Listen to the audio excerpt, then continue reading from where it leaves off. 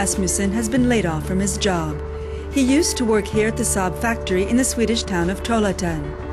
But when the Swedish car maker filed for bankruptcy protection last February, Asmussen was one of the 700 employees let go 2 months later. Today he is our guide, showing Euronews around the outside of the plant.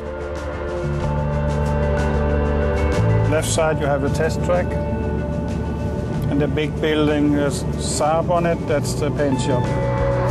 Asmussen worked here for 21 years. During that time he said he owned a lot of Saabs, but today he drives a Chrysler. Want to have a Saab is it's too expensive if I really get unemployed. When General Motors, Saab's owner, filed for bankruptcy, it said it was selling Saab. The U.S. government now owns GM. It poured billions of dollars into the former automobile giant to save jobs. But in Sweden, Saab got no help. Get a little disappointed on the Swedish government.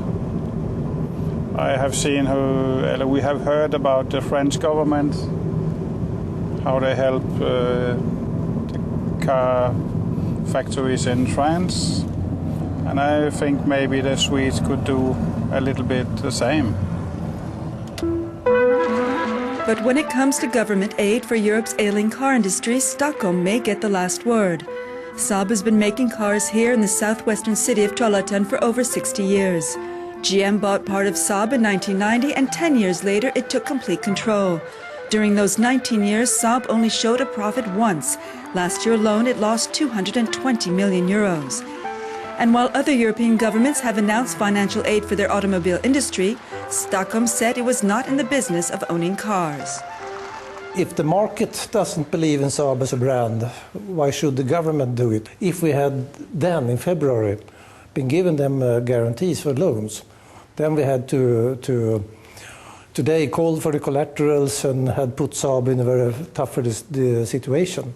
And also the taxpayers, of course, in Sweden. So we believe that it was clear and right. There must be a market trust and a market position for a brand who is working on the open market. And then, of course, we can be supporting in state guarantees for loans from European Investment Bank. Until last month, there were growing fears that soon Saab cars would only be found in museums. But on June 16th, Swedish sports car maker Koenigsegg announced it was buying Saab. It's a gamble on both sides.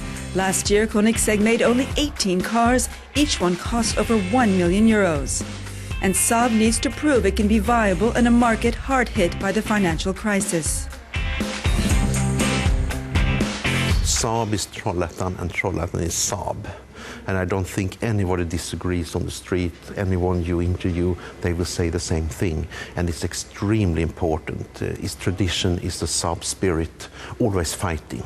Of course, we are affected about the crisis, the economic crisis that affects the car industry.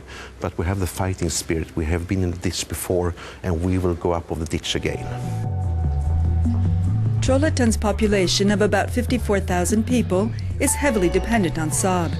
It's estimated that some 22,000 jobs in the region are connected to the Swedish car maker. Negotiations are now underway to secure guarantees and loans from the European Investment Bank.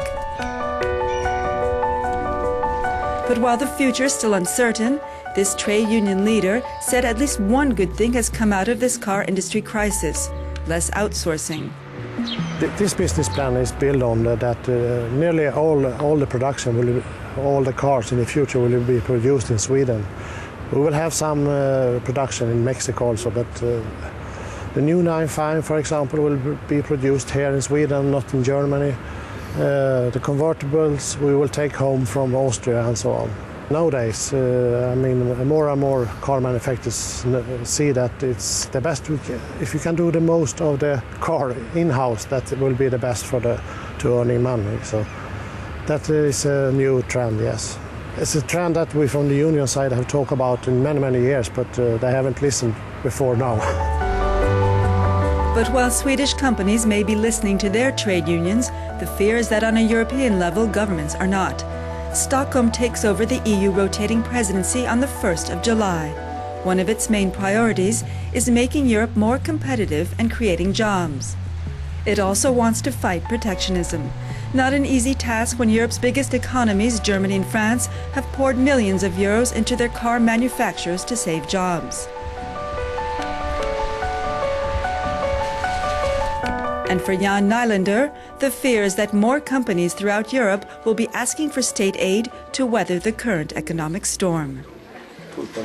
The problem is that it's a difficult period now. So I think governments all over Europe, they are not thinking about how to make the economy, in a bigger perspective, working better and so on.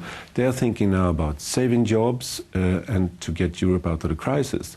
And for them, it's like, they're thinking about in the short term, how can we save jobs?